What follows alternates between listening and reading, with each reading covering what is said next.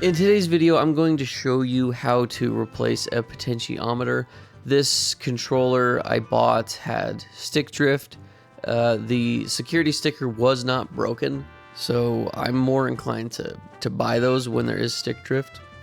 I also like to puncture the sticker as well to let people know that, hey, this is a refurbished controller, especially when I'm selling online. I want people to know what they're getting.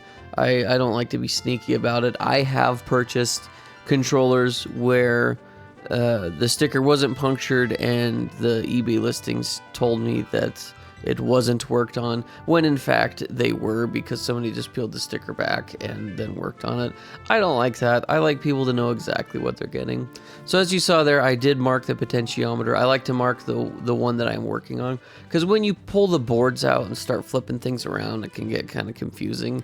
So if you just mark it with a Sharpie, then you know exactly which potentiometer you're working on. And like you see there on the little sticky note, it is the left stick Y-axis one, so it's going to be on the right side of the controller. But now that I've got it flipped, it's going to be on the bottom. Anyway, it doesn't matter. What I like to do is I like to pry it back. You got to be careful, because I've made a video already showing where I was prying it back, ended up snapping the potentiometer, and then had to replace it. What I'm trying to do right now is just clean it. So I pull it back, I pull out the little washer, and then I like to use some isopropyl alcohol to clean the washer, and then I also clean the potentiometer housing. So I like to do this first and then test it and see if it works. So I put the washer back in, put the controller not all the way back together, I just snapped the board in, and then I go plug it into gamepad tester to see if it works. Sadly, this one did not, so I am going to take it apart. I like to desolder these wires. It's almost like you must do this so you can get the board out to work on it. After you pull the wires off, then you can work on the board super easy. I have this little arm thing that holds the circuit board while I'm working on it. It's not my favorite because it still wobbles, and I like to rest my wrists against things, but eventually I'll get something better. So I like to add a little bit of flux to the pins that I'm working on, and then I also like to add some solder too, because it just makes it easier. Xbox's default solder is lead, and it needs to get really hot to work with. So if you can mix the metals, a little bit easier to get off. So with these, you kind of just have to work it. It takes some time, unless you're super good. I'm not. I'm just average when it comes to this kind of stuff. I like doing it though, so it's fun, and I do it.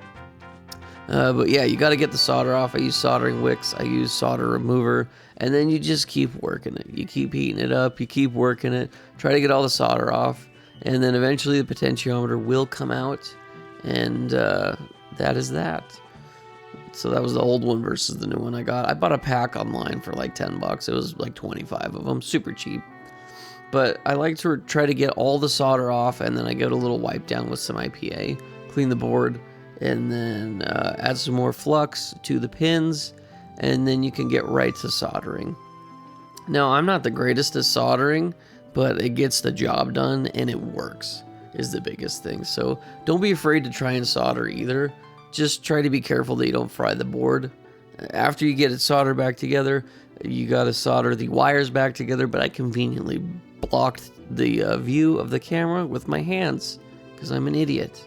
You can see right there though that I got that one. But it's pretty easy. The order is from top to bottom. It's the gray black, then the black, then the red, then the black on both sides.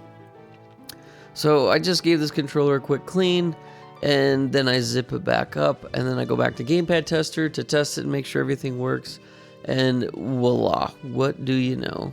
No stick drift. I mean, it's got that little bit where it's going up, but that's not drift. It's kind of the default position, but that's not enough for the controller to register. So it's really nice. And once again, what I like to do too is I like to play with all my controllers, test them, make sure that they work, and that's that. I mean, before I sell them to people, I want to make sure that nothing is wrong with them. So I play some games for a couple hours, make sure all the buttons work, and I make sure that the controllers connect to an Xbox as well. So that's it. Thank you guys for watching.